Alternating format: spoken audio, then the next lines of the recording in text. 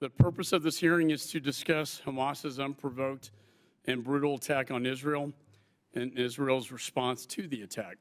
The witnesses will discuss the circumstances surrounding this brutal attack and Israel's response, U.S. support to Israel, and the potential for broader regional conflict and terrorist attacks against U.S. interests. I now recognize myself for an opening statement. On Saturday, October 7th, Israelis woke to rockets raining down on them from Gaza and Hamas terrorists breaking down their doors. They were invaded in their homes, brutally murdering over 1,400 people, including over 30 Americans. Hamas terrorists killed babies and toddlers. They killed grandmothers and grandfathers, moms and dads, teenage kids in their home. No one was spared. Innocent civilians slaughtered because of their ancestry and their faith. At least 241 people were taken hostage by Hamas's terrorists and are still being held in Gaza. And one of the most horrific stories to emerge, a pregnant woman had her baby cut out of her and murdered in front of her before they shot her in the head. October 7th was the deadliest day for the Jewish people since the Holocaust. I was in one of the kibbutzes right on the border of Gaza last year, meeting with members of the community. I saw their daycare center and the children. That very same kibbutz was overrun by 70 Hamas terrorists. Many of the residents I met were slaughtered, but most viciously, the babies and children I visited in the daycare center were slaughtered, shot to death, beheaded, and even burned alive. Just yesterday, this committee unanimously passed a resolution demanding that Hamas release the hostages. The House also held a bipartisan vigil on the Capitol steps, marking 1 month since October 7th massacre. What the world has seen at the bloody hands of Hamas is simply unfathomable. The depravity of these terrorists knows no bounds. But let me be clear about one thing.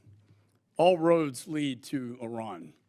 Their fingerprints are all over this attack. They have consistently funded Hamas and other Palestinian terrorist groups to the tune of $100 million per year.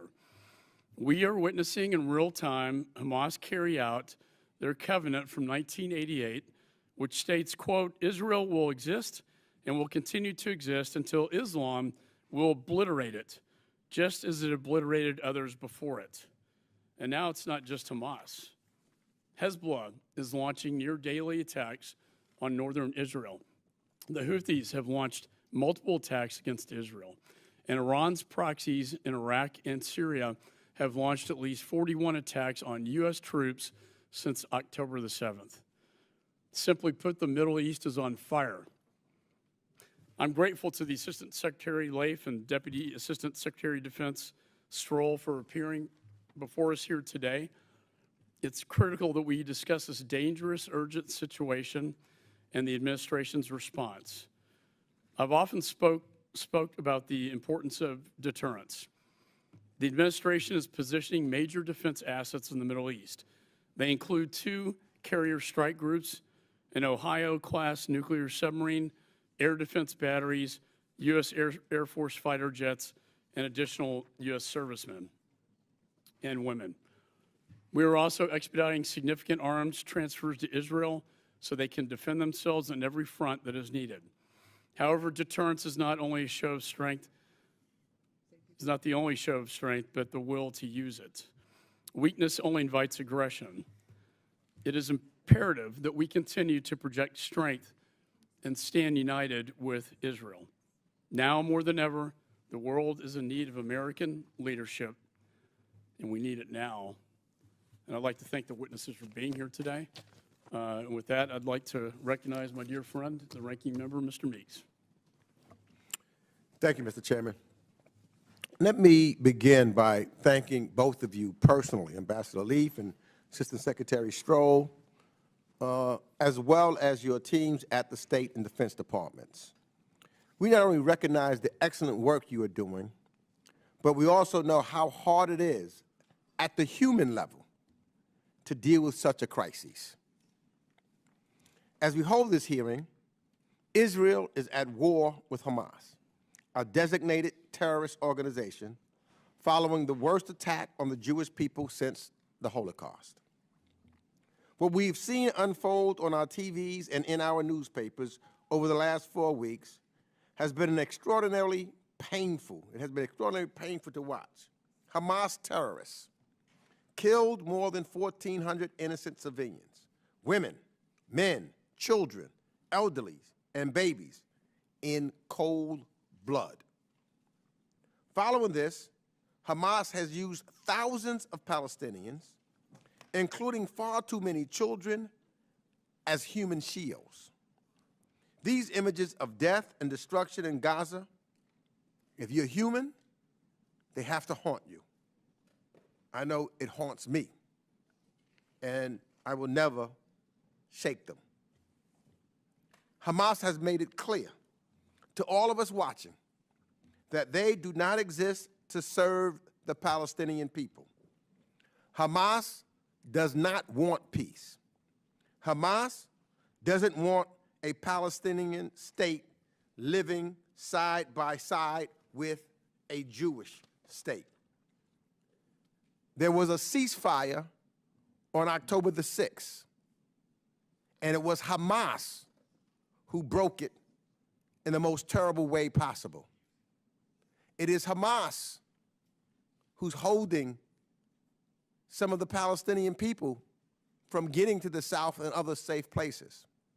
And so I applaud the Biden administration for working to address the humanitarian catastrophe in Gaza brought on by Hamas and their war. You know, Hamas could end this today. Just surrender. And nobody else gets killed. Just surrender.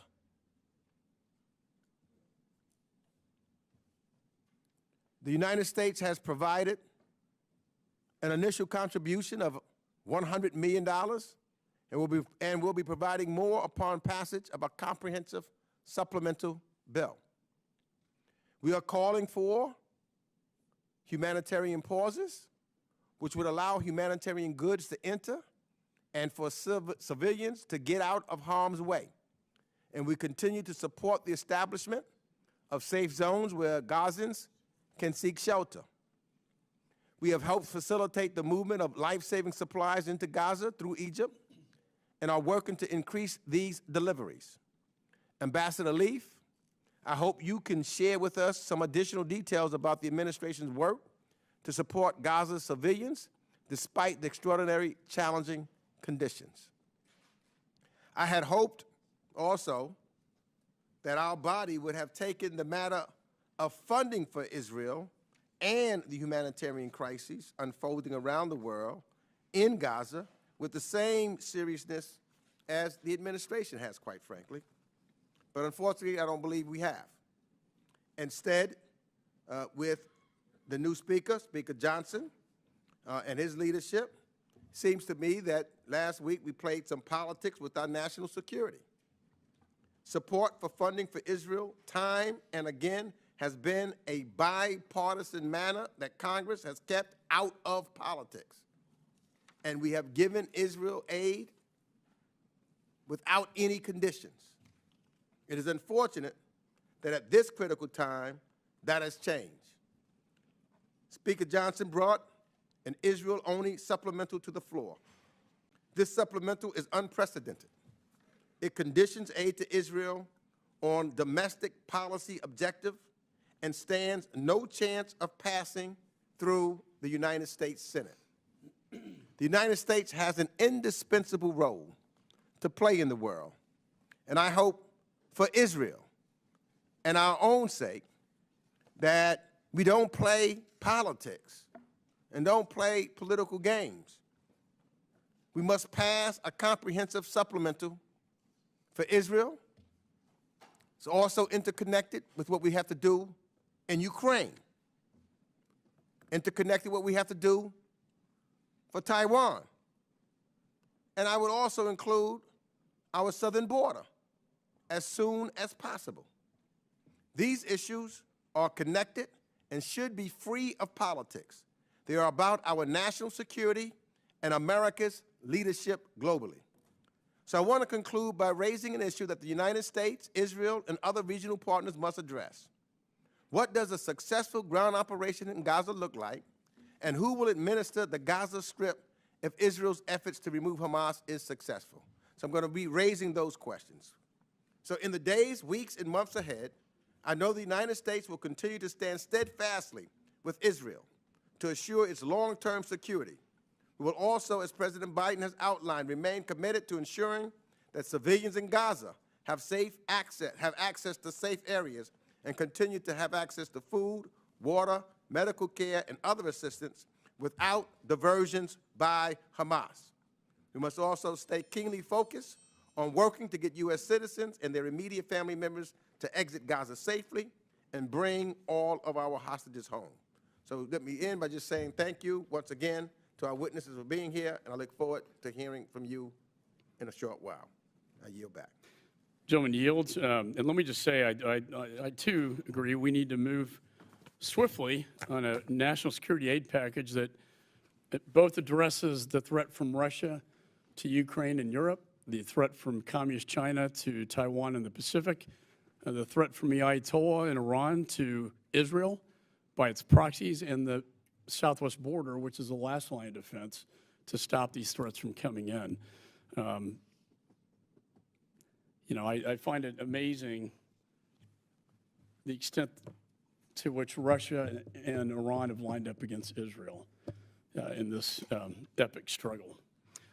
We're pleased to have a distinguished panel of witnesses before us here today on this important topic.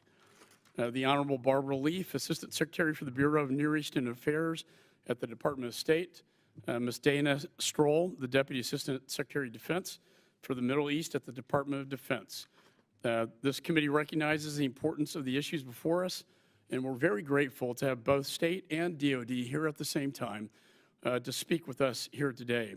Your full statements will be made part of the record, and I look forward to your testimony. I now recognize Assistant Secretary Leaf for her opening statement.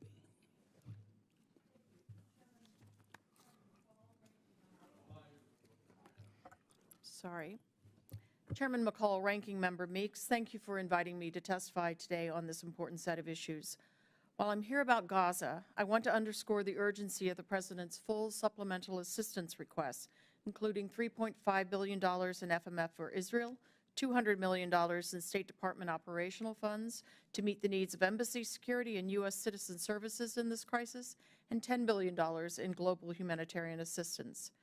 I returned Monday from the region from 2 weeks in the region.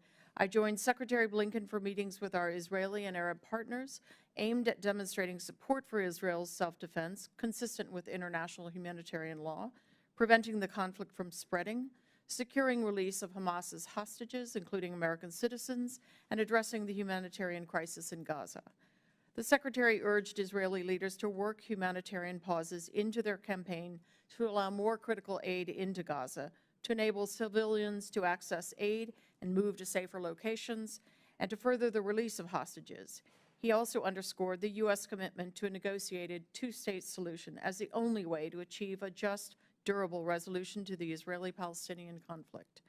We met regional partners who, like us, see Iran and its proxies working to exploit this crisis. We made clear that we will not stand by idly if others join or escalate the conflict. The October 7th Hamas terrorist attack was the worst attack on Israel since the 1973 Yom Kippur War, but no prior conflict targeted Israeli civilians to this extent. Many said the terrorist attack evoked the trauma of the Holocaust. How Israel conducts this war matters deeply. The U.S. stands unequivocally for the protection of civilian lives during conflict. We mourn the thousands of Palestinian civilians killed. Palestinians must not suffer the consequences for Hamas's terrorist acts. As the Secretary said in Israel, there will be no partners for peace if they're consumed by humanitarian catastrophe and alienated by any perceived indifference to their plight. In support of U.S. citizens, the Department has had a task force operating 24/7 to coordinate U.S. government efforts since October 7th to protect them and our diplomatic personnel and facilities. Over 14,000 U.S. citizens and family members have departed Israel, the West Bank, and Gaza since October 7th. Some 1,500 departures were directly facilitated by the U.S. government. Since November 1st, more than 400 U.S. citizens, legal permanent residents, and family members have exited Gaza via the Rafah crossing. Nearly all of our locally employed staff and their families have departed as well. There are about 700 U.S. citizens, legal permanent residents, and family members in Gaza requesting assistance to depart, and we're making every effort to enable their departure. Securing the release of U.S. nationals taken hostage by Hamas is an overriding priority, and we appreciate Qatar's and Egypt's forthright and tireless assistance. The Secretary has also instructed our Special Presidential Envoy for Hostage Affairs, Roger Carstens, to do everything possible to support these efforts. He has the full backing of our embassies in Cairo, Jerusalem, and Doha. To prevent a wider conflict, our message is clear. Iran and its proxies should stay out of the conflict. Secretary Blinken discussed with Palestinian Authority President Mahmoud Abbas the critical role the Palestinian Authority security forces play in preventing conflict in areas under their control in the West Bank, and we've seen serious work in that direction. We have also urged Israel to uphold the rule of law and rein in extremist settler violence against Palestinians in the West Bank. This violence inflames an already explosive security environment. President Biden appointed Ambassador David Satterfield, one of our most seasoned career diplomats, to address the humanitarian crisis in Gaza. As a result of U.S. leadership, Rafah is open, and over 560 truckloads of life-saving supplies have entered Gaza. They're hardly sufficient, but it is a work in progress. We've urged Israel to restore access to electricity and water and allow sufficient levels of fuel for desalination, distribution of humanitarian goods, wastewater treatment, medical care, and basic activities for civilians. Our partners are scrutinizing our response, as are our strategic competitors. After years of false narratives claiming the U.S. is abandoning the region, we are demonstrating we will stand resolutely by our ally and our partners. As others offer hollow statements, the U.S. conducts hard-nosed diplomacy, finding solutions. But we must be clear-eyed about what lies ahead. The Secretary heard from our regional partners that their imperative is the immediate protection of Palestinian civilians, thus the unstinting calls for a ceasefire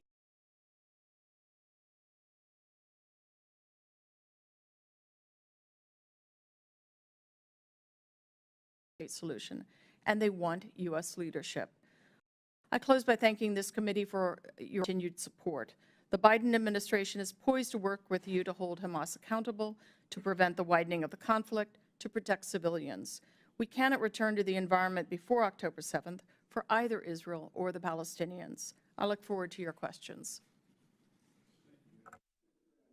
Recognize Deputy Assistant Secretary Stroul for her opening statement. Chairman McCall, Ranking Member Meeks, distinguished members of the committee, thank you for inviting me to testify today alongside Assistant Secretary Leaf. The Department's commitment to Israel's right to defend itself from terrorism is ironclad. We mourn the Israelis, Americans, and citizens of countries around the world who were murdered by Hamas on October 7th. We also mourn the thousands of Palestinian civilians who have died during this conflict. The Department of Defense has organized our efforts along the following lines. First, protecting American forces and interests in the region. Second, supporting Israel's right to defend itself, consistent with international humanitarian law. Third, coordinating closely with Israel on hostage recovery efforts. And fourth, containing the conflict to Gaza. The volume of disinformation and misinformation perpetuating false narratives about this conflict is deeply troubling. The Department of State designated Hamas a foreign terrorist organization in 1997. Hamas is responsible for the abhorrent terrorist attack in Israel, and Israel is executing military operations to ensure that Hamas is never again able to perpetuate a terrorist attack like it did in October. Hamas is using civilians as human shields, blocking the delivery of humanitarian aid, and while having released 4 hostages, continues to hold at least 200 civilians, including Americans. Palestinian civilians are not terrorists, must have immediate access to life-saving humanitarian aid, and deserve to live in peace, security, and dignity in a state of their own. As the Department of Defense works along the 4 lines of effort I articulated, Iran-backed militia groups are attacking U.S. forces. Since October 17th, U.S. bases and facilities in Iraq and Syria have been attacked 41 times. On October 26, at President Biden's direction, U.S. forces conducted precision self-defense strikes on facilities in eastern Syria used and operated by Iran's Islamic Revolutionary Guard Corps, IRGC, and its affiliates. We will not hesitate to take further necessary measures to protect our people. To underscore, in response to a pattern of Iranian and Iran-backed attacks against U.S. personnel and facilities in Iraq and Syria, and the continuing threat of future such attacks, the United States has taken, and as necessary, will continue to take military action against the IRGC and its affiliates. This includes the use of force against IRGC and IRGC-affiliated personnel and facilities in the U.S. Central Command area of responsibility, with the intention to convince the Iranians to de-escalate threats against the United States, our interests, and our people. Current U.S. posture in the Middle East is significant, and DoD has demonstrated its ability to rapidly project additional power into the theater. Since October 7th, we have deployed THAAD and Patriot missile defense systems, additional fighter squadrons, 2 carrier strike groups, and an Ohio-class nuclear-powered guided missile submarine. We also placed over 2,000 personnel and a range of units on a heightened state of readiness, some of which subsequently deployed. These deployments demonstrate our commitment to Israel's security, to regional stability, and to deterring those who seek to widen this conflict. It also bolsters the department's ability to respond quickly to the evolving security environment. With respect to supporting Israel, we are working around the clock to determine which munitions and equipment from U.S. inventory can quickly be made available. Air defense is a high priority, as are medical supplies, artillery ammunition, and precision-guided munitions. Deliveries are taking place on a near-daily basis. With respect to supporting the release of hostages held by Hamas, the department sent U.S. military personnel to Israel to provide advice and intelligence support. We are also conducting unarmed UAV flights over Gaza only to support hostage recovery. Finally, the Department of Defense is acutely focused on the importance of obligations related to civilian protection. Under the law of war, all parties to armed conflict must comply with rules for the protection of civilians. In this war, protecting and supporting civilians is difficult for a range of reasons, including the fact that it is happening in a densely populated urban environment, that Hamas is using civilians as human shields, and because Hamas placed rockets and weapons in civilian areas while digging terror tunnels underneath civilian infrastructure and protected sites like schools and hospitals. We make clear to Israel every day that efforts to mitigate and respond to civilian harm are both a moral and strategic imperative. As the Secretary's Civilian Harm Mitigation and Response Action Plan states, hard-earned tactical and operational successes may ultimately end in strategic failure if care is not taken to protect the civilian environment as much as the situation allows. That is precisely what the Department of Defense is doing. Thank you. Thank you, Secretary. I now recognize myself. To start out, just so I have a situational awareness of what is happening on the ground in Gaza, according to my briefings, the IDF, that is the Israeli military forces, are beginning to circle Gaza City in a very slow and determined effort to eventually bring Hamas out of the tunnels. And that a barrier or a blocking position is being built in the center of Gaza, a very narrow strip, to then eventually turn southern Gaza into a humanitarian zone. The Rafah gate is open. About 100 trucks are going in with food, water, and medicine. And Israel's providing the fuel because the fuel can be used by Hamas to light up their tunnels. We don't want them to do that. We want the fuel to be used for the hospitals. Is that a fair and accurate assessment?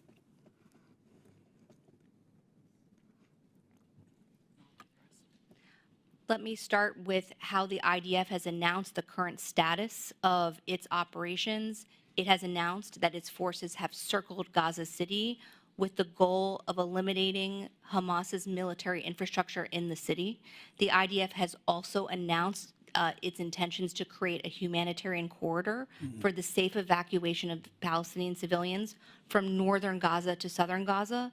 There have also been plenty of reports about Hamas blocking the safe evacuation of civilians. Chairman McCall, there are a couple of refinements I'll offer to your comments about Rafah Gate and trucks and fuel.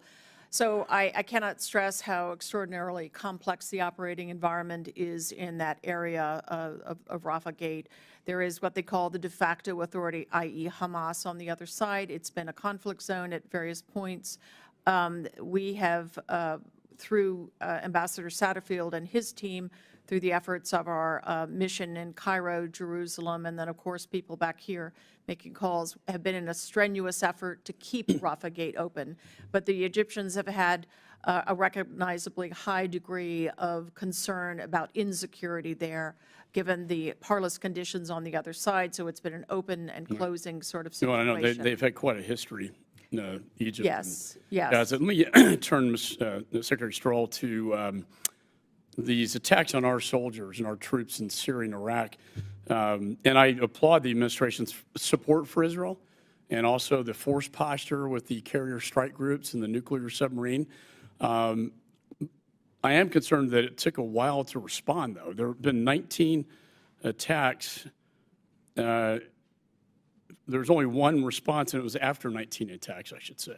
So it took us, we had to wait until almost 20 attacks took place before we even came in to respond to protect our troops there. And since that time, there have been 20 more attacks. What are we doing to protect our troops in the region? Thank you for that question, Mr. Chairman. First of all, U.S. military strikes are not the only effort that the U.S. government is putting forward, both to deter further attacks and address the current attacks against us. That is why we increased posture and messaged very loudly about the capabilities that the U.S. military has projected into the region in less than 1 month.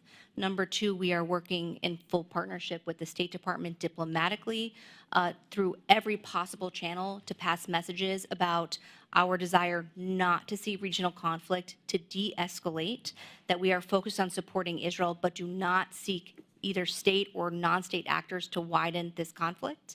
And we have made it explicit to our partners who can pass messages to state and non-state actors. Thank you. My time's running. Listen, I agree. Deterrence is going to be the key here to prevent escalation. We do not want to see Hezbollah get any more engaged than they already are with 100,000 rockets. We don't want to see that light up. And Iran, is basically they're tentacles of Iran, essentially. I want to turn to the human shield because I don't think a lot of people understand. They look at the TV and they see these innocent civilians, and it breaks our heart to see human beings, in such circumstances.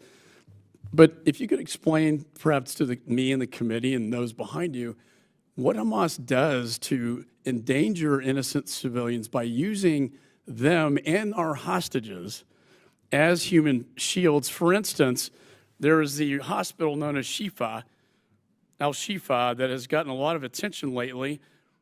However, as I understand it, Hamas has a terrorist infrastructure located in the hospital itself and underneath in the tunnels, putting innocent civilians in jeopardy and at risk, and the hostages as well.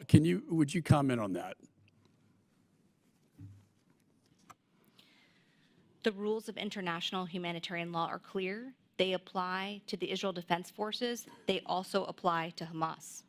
One cannot deliberately target civilians or civilian objects. One cannot use civilians as human shields. Attacks cannot be indiscriminate. One cannot rape, torture, or mutilate. One cannot take hostages, and attacks cannot cause excessive loss of civilian life or damage to civilian objects in relation to their military advantage are prohibited. Hamas there is documented evidence. There is plenty of images out there. Some of it Hamas has put out itself to praise its use of terror tunnels, its obfuscation of weapons and rockets inside civilian structures, including hospitals, mosques, and schools. And my question to the two of you, last very quickly, would you say that Hamas is then, according to your testimony, in violation of international humanitarian law? Mr. Chairman, yes. Secretary? Absolutely. Would you say that Hamas is also guilty of war crimes and genocide? Yes. Yeah. Yes. I would caution those participating to not shout out. We appreciate peaceful protests, but we want to keep it peaceful. With that, Chair recognizes Ranking Member Mr. Meeks. Thank you, Mr. Chair, and I want to thank you for that last explanation, because I think that's something that does need to be clear in regards to who Hamas is. May will come to order. 10,000 civilians have been killed. Nobody's trying to prevent civilians from being killed in Gaza. It's a genocide. It's slaughter. It's slaughter. It's genocide. It's ethnic cleansing. That's the truth. Call it what it is. Call it by its name. The Chair reminds our guests. It's ethnic cleansing. You're slaughtering Gaza. The Chair reminds our guests today that demonstrations from the audience will not be tolerated, including verbal outbursts. And we, again, appreciate your right to protest under the Constitution, but we would ask that you do that peacefully and in a style that does not disrupt the proceedings. Thank you. Mr. Meeks. Thank you again, Mr. Chairman, because we know that what's going on in the death started when it was Hamas who violated a ceasefire. It was Hamas that committed these heinous acts.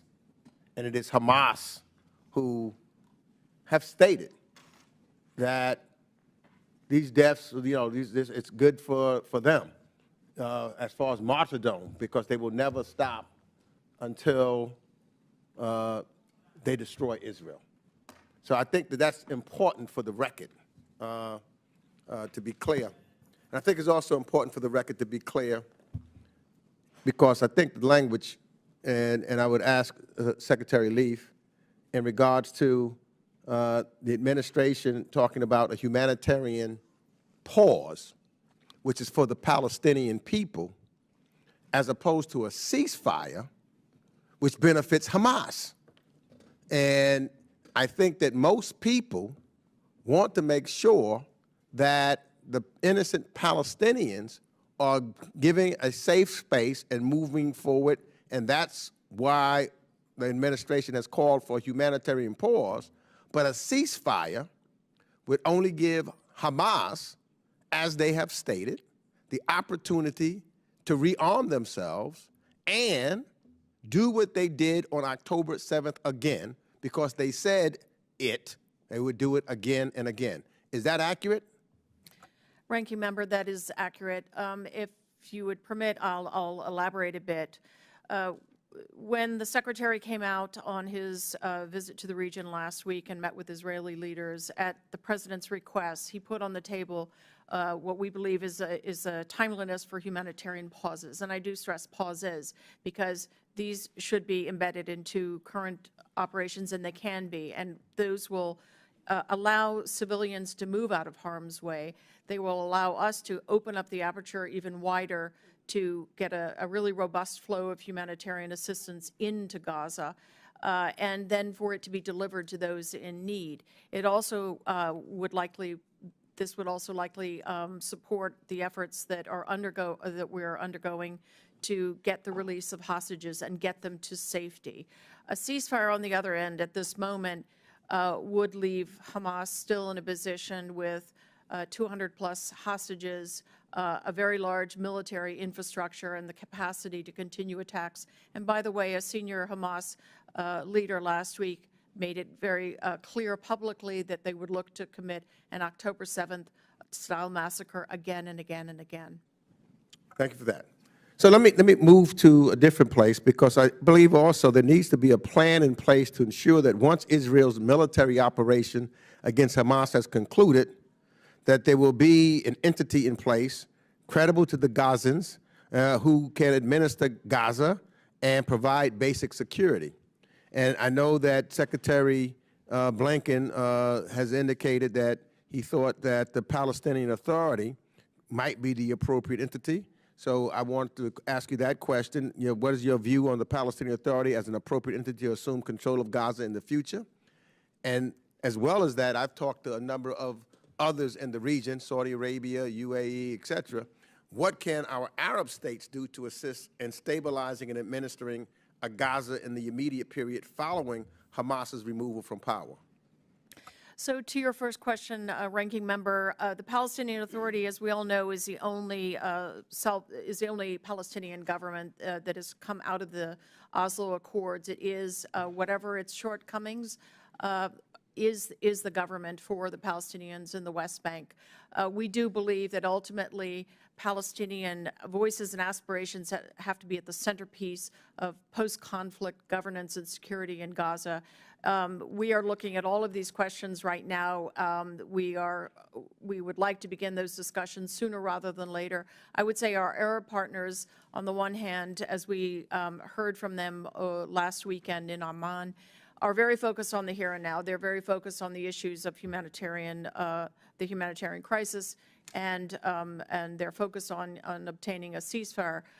We are doing both things. We're focused on the here and now, but we're also looking over the hill past the conflict and what needs to come. And I'm quite confident that we will find support in our common efforts. But I want to stress that we do think the PA is the appropriate place to look for governance eventually. My time has expired, so I yield back. Gentleman yields. Chair recognizes Mr. Smith. Thank you very much, Mr. Chairman. Let me, Secretary Stroul, you had indicated or talked about false narratives, and I think that's a very important subject to speak about. Nowhere is that more in evidence than at the United Nations, both in Geneva as well as in New York. I chaired a hearing earlier today called United Nations Bigotry Towards Israel, UNRWA, Anti-Semitism Poisons Palestinian Youth. And we did put a focus on how young people are being trained up to hate Jews, to hate Israel, and to hate us in those UNRWA camps. And we have provided, under the Biden administration, about $1 billion towards UNRWA and the entire operation. So I'm very, very concerned, as are the members of my committee when we met earlier today. The false narratives, though, we brought out one particular one. Is one of many. Francesca Albanese, who's the High Commissioner for Human Rights Special Rapporteur for Palestinian Territories, said that Israel has no right to defend itself. And she makes a bogus legal argument that somehow Article 51 does not apply and that they can't defend themselves. That kind of narrative, and there are many others like it, but she's one of the point people on this. Your thoughts on that? Secondly, if I could, is Gaza the harbinger of what a two-state solution would look like?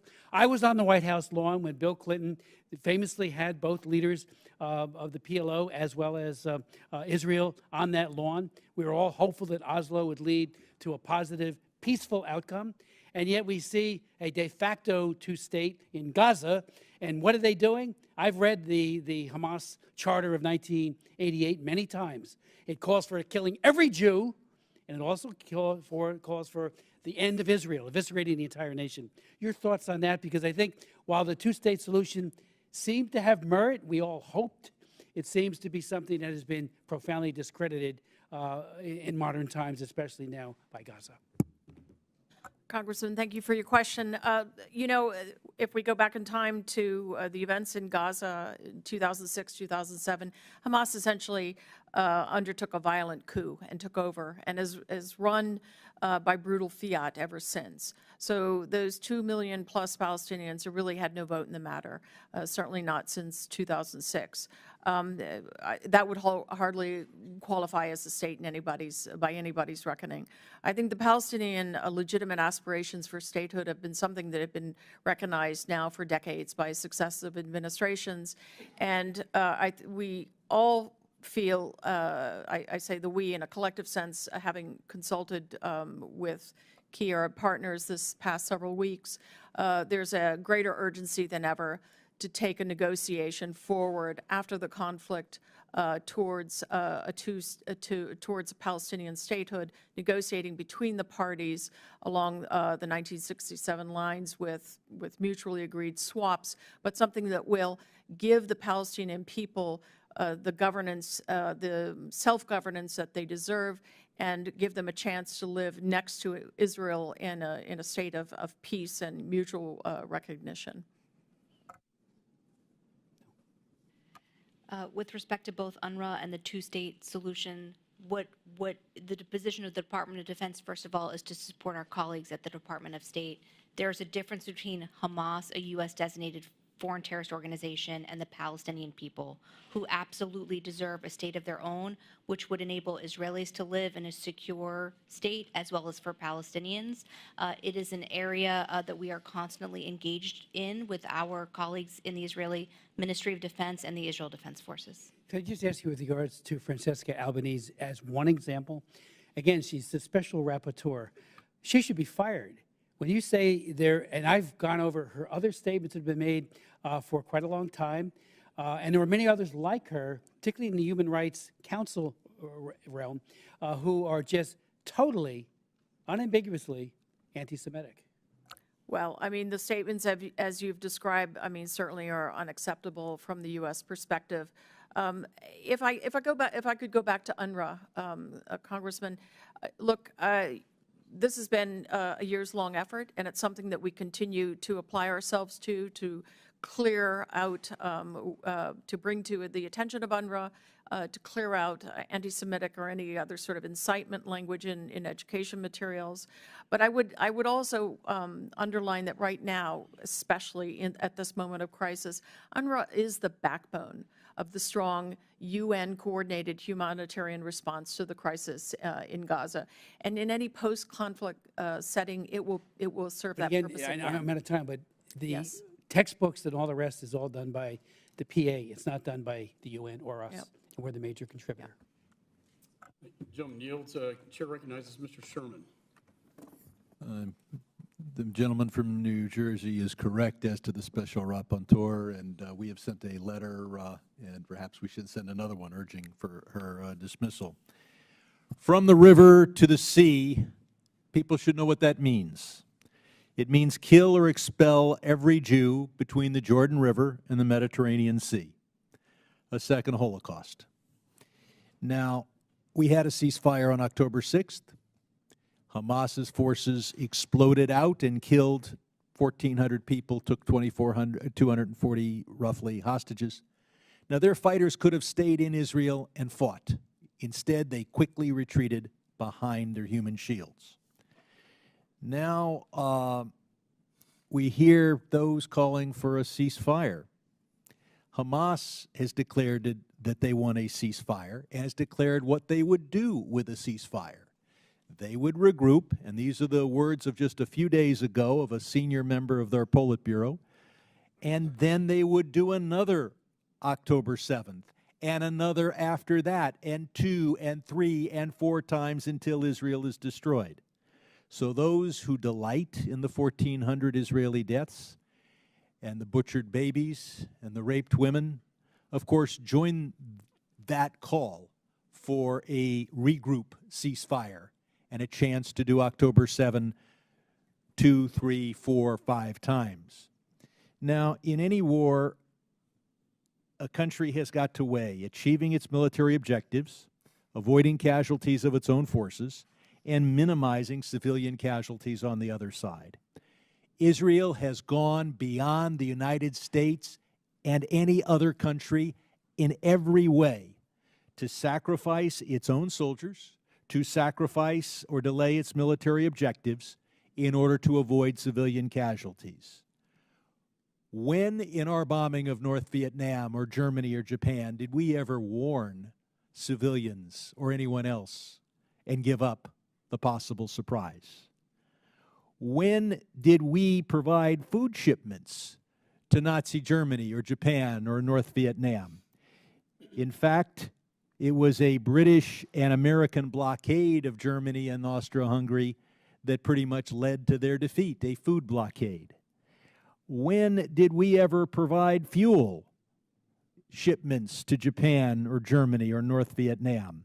In fact, we bombed and destroyed every fuel facility we could. Yet Israel warns. Israel facilitates food, and America, its ally, pays for that food. And Israel is allowing fuel in spite of the fact that Hamas stockpiles it. I have the obscure honor of being the only CPA on this committee, and so I've focused a little bit on casualty statistics. Even if you accept Hamas casualty statistics as being honest, if a Hamas fighter who happens to be 17 gets blown up by his own rocket while trying to kill Israeli civilians with it, they count that as a child casualty for which Israel should be held responsible. If a rocket falls, as 1/3 of them do, onto Gaza and explodes, as it did at that famous hospital, they try to hold Israel responsible. And if Israel kills a Hamas commander, that death is included along the deaths that we are now told are the civilian casualties. Ms. Assistant Secretary, we hear calls for a ceasefire. Is there any proof that if a ceasefire were declared today, that all the hostages would be released tomorrow or immediately? No, Congressman, there's not. There's no guarantee. Now, Israeli officials are doing a lot to minimize civilian casualties. They provide the warnings. We've seen several humanitarian pauses, basically a permanent pause around the Rafah gate. Can you describe in other ways how IDF has reduced civilian casualties? Or perhaps the Deputy Assistant Secretary. Let me start by adding even more details to your outline of what Israel does to prioritize protection of civilians. They have dropped 1.5 million leaflets in Gaza asking civilians to evacuate. They have sent over hundreds of thousands of text messages and made phone calls to cell phones warning of their operations. If I can interrupt, did we ever provide leaflets over Hanoi? To my knowledge, no. I'm older, I remember. Go ahead. We know that Israel, in our conversations with the Israel Defense Forces, they have made very clear that they assess collateral damage estimates before they take strikes. They have legal reviews through their chain of command, and when there are incidents of civilian harm, they investigate them after. Thank you. Gentleman yields, or I now recognize Ms. Wagner. I thank the chairman, and I thank our witnesses for their service. The United States, Israel, and our many partners in the Middle East share a common enemy, Iran. Iran and the terrorist puppets that do its bidding. We cannot waver in our support for Israel and our opposition to Iran, Hamas, and other terrorist proxies. It is the only path to peace in the Middle East. Assistant Secretary Leif, does Iran have the military capacity and intent to escalate this war, including by supporting Hezbollah or the Houthis in the opening and in opening additional fronts, I'll say? And how is the U.S. communicating that escalation would be unacceptably costly for Iran and its terrorist proxies? Thank you, Congresswoman. Yes, I would say Iran certainly has the capabilities in the sense of the architecture of proxies that you've just described, from Hamas, Hezbollah to the myriad Iraqi militias, the Houthi. It certainly has the capacity to escalate. I would say over the course of 4 weeks, we have been in a very steady, relentless state of messaging, of course, use of our force posture adjustments, increases, messaging directly and through other parties on a constant, relentless basis. And I think while there has been escalatory at times, sort of tit for tat, but escalatory on the part of Hezbollah, tit for tat at the northern border of Israel, we have seen success so far in keeping that escalation capped. Deputy Assistant Secretary Stroul, last week, a Wall Street Journal article reported that the Wagner Group, Russia's paramilitary arm, plans to provide an air defense system to Hezbollah, specifically the Russian SA-22, with concerns that Hezbollah may open up a northern front against Israel, knowing the capacity that they have and the number of rockets that they have. What are the ramifications to Israel's security if Russia increases the transfer of weapon systems to Hezbollah? And what is the likelihood that Russia will provide offensive weapon systems to Hezbollah and other proxies of Iran like Hamas? Thank you for that question. I think Russia and Putin would like nothing more than for the United States to be bogged down in the Middle East with a view that that would shift our strategic focus from also ensuring that Russian aggression cannot be victorious in Ukraine in that war against civilians and civilian infrastructure.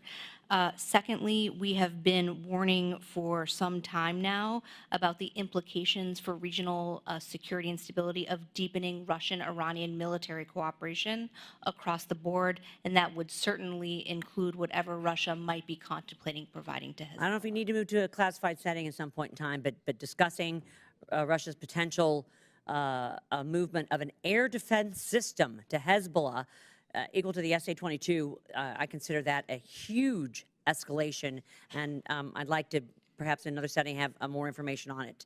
It would be a huge escalation. It would be hugely jeopardizing to Israel's security, especially when we have worked so hard to prevent the opening of a second front, and would be more than happy to provide you additional information in a closed session. I appreciate that. Assistant Secretary Leif, I am gravely concerned that Iran and Iranian proxies are using the Israel-Hamas war to undermine the Abraham Accords. How is the State Department communicating to the region that peace with Israel serves the interests of Arab states who face serious threats from Iran and terrorist proxies? How is this message being received in the region? Thank you. So, I mean, the good news is those countries that have established relations with Israel have an ongoing commitment to those relationships.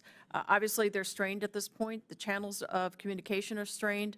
These partners are very focused on, and their publics are very focused on and enraged, frankly, by the mounting toll of casualties among civilians, Palestinian civilians in Gaza.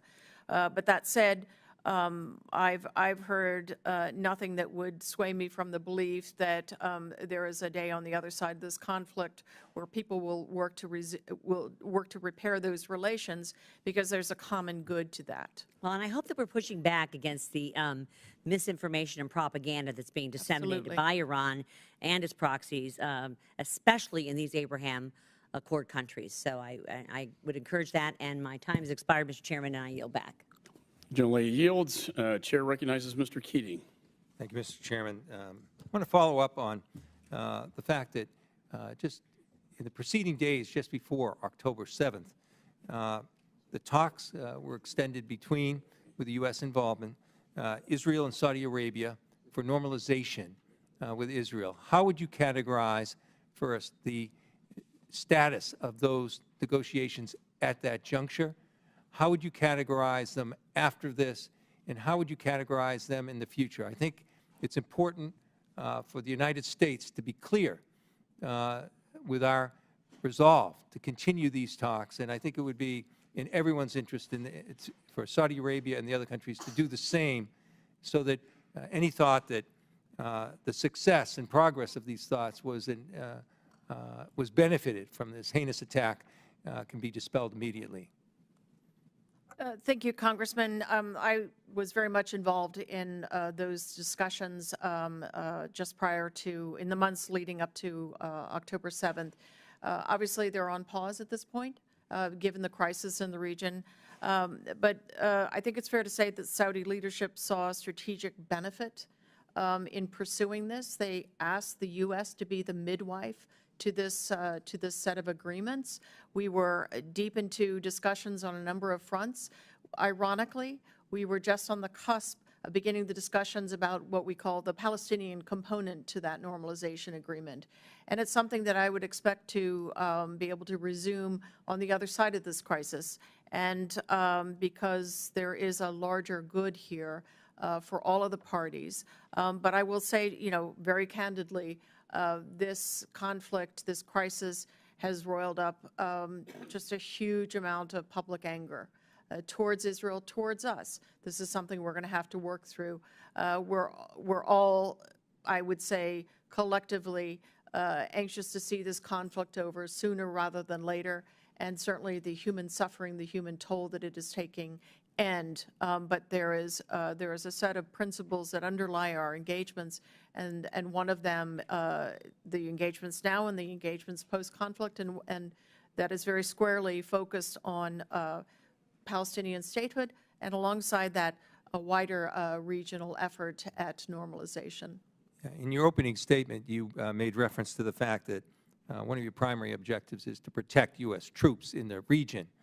Now, I think the United States has shown enormous restraint given the attacks that have been public on U.S. servicemen in that region, men and women that are risking their lives, as well as the people serving in our embassies in those areas.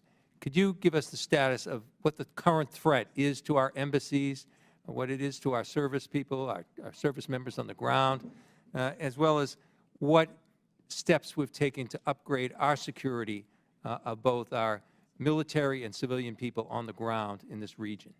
So, Congressman, we'll split the question if you'll allow us. In terms of our diplomatic missions, so look, since the beginning hours of this crisis, we anticipated that there could be public churns, and there could be certainly an escalation of terrorist attacks, both from known groups as well as lone wolf attacks. So we've been in a steady state with all of our mission leadership of calibrating, looking every day at the security situation and calibrating decisions about whether to, for instance, send home non-essential personnel or allow family members to depart in some cases. So we've done the necessary where we thought it was useful for embassy staffing, where, and if, for instance, in Iraq in our mission, Consulate Erbil is still open, Embassy Baghdad is still open, but we have reduced non-essential personnel given the volatility of the situation and the possibilities of conflict. Thank you, Congressman. Cognizant that time is short, I'll be very succinct. There have been over 41 attacks on U.S. forces in Iraq and Syria. U.S. forces in Iraq and Syria are there only for the Defeat ISIS mission in support of local partners for no other purpose. Since October 17th, we have flowed additional air defense assets in to protect against the increasing pace and severity of the attacks by Iran and Iran-backed groups against our forces. We have also demonstrated, as President Biden has said, he has no higher priority than the protection of U.S. forces, that we are prepared to use military force, demonstrated that we will use force in self-defense as we did. If I could, I've got 5 seconds left. I just want to emphasize the fact that this is 13 days ago, as we sit here, Hamas was in Moscow in talks that I think we'll deal with in classified session. But as our service people, as our embassies are threatened, it's important to remember Iran and Russia and their role in this as well. I yield back. Gentleman yields. Chair recognizes Mr. Mast. Thank you, Chairman.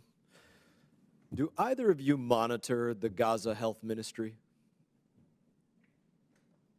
I do not. No. No. So I think it's, decent to look at. It's what the lady that got pulled out was parroting when she said 10,000 civilians were killed. And it's not just what they were parroting in back there. It's literally what UNRWA parrots.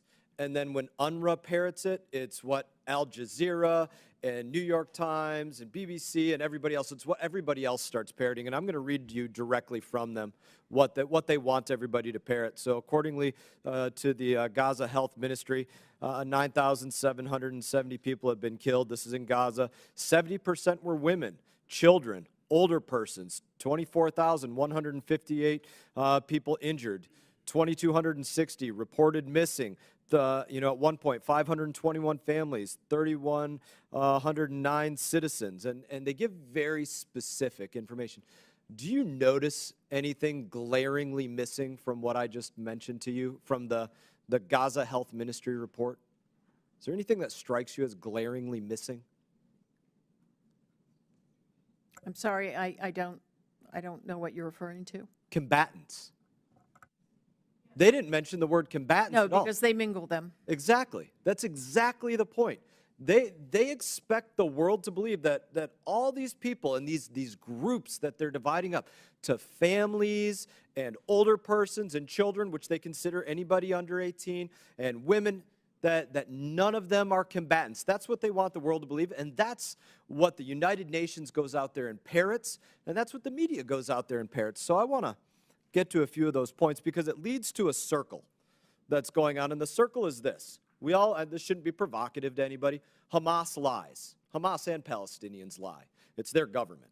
You know, I've had a number of my colleagues that have agreed with me on Twitter that it's their government, even though they tried to censure me on this. But, you know, and then they say they lie, but then they pretend everybody is a victim.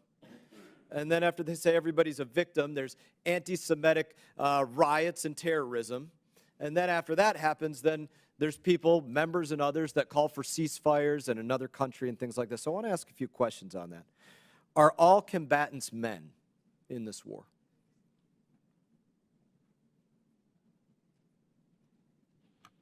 We're not on the ground and would not be in a Do you think position they're all? to confirm. Do you think they're all men? You're in DOD. You monitored Iraq and Afghanistan. Are all combatants men? Generally speaking, all combatants are not men. Thank you.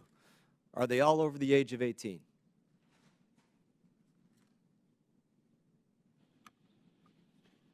Broadly speaking, there are plenty of designated foreign terrorist organizations who use children in combat. Are they all young adults or some of them are older adults? Congressman, I'm not a lawyer. Okay. Are they all in Gaza? Are all combatants Hamas? No. Are they only individuals that wear black hoods and green headbands? Hamas, just like any terrorist organization, Not certainly just Hamas. other organizations like Palestinian Islamic Jihad also, I'm sure, don't only parade in the streets in identifiable uniforms. That's right, and it's not just Hamas, like you just mentioned. Now, when I brought this up, which I think is very important to bring up, to identify who's innocent and not innocent, of which I absolutely acknowledge there are innocent people there, even though, again, that has been stripped from me from comments from my colleagues. When I brought that up, my colleague up here, who's missing now, probably conveniently, asked me if I was a member of the KKK. And one of my colleagues over here also tried to censure me for distinguishing between innocent and non-civilian and trying to actually look at who is and who isn't. And this is the big problem about that lie. That lie is actually worse than the Al-Ali hospital bombing lie that was told by Rashida Tlaib in the New York Times and the Associated Press, because that is a much more persistent lie that Hamas is begging, Palestinians are begging members of Congress to make. They're counting on the fact that people here won't try to distinguish that it's not just Hamas terrorists. It's also Palestinians, it's also women, it's also under 18, it's also older people. And when they do that, they get that circle of lies where they think everybody thinks over there they're a victim, and then they get the anti-Semitic riots and terrorism, and then they get the people calling for ceasefires and for making them a second state. And that's why that lie, and these people unwilling to question that and yelling at me for questioning that, are creating a much more persistent problem than even what Rashida Tlaib put out there. And I yield back. Gentleman's time has expired. Yields back.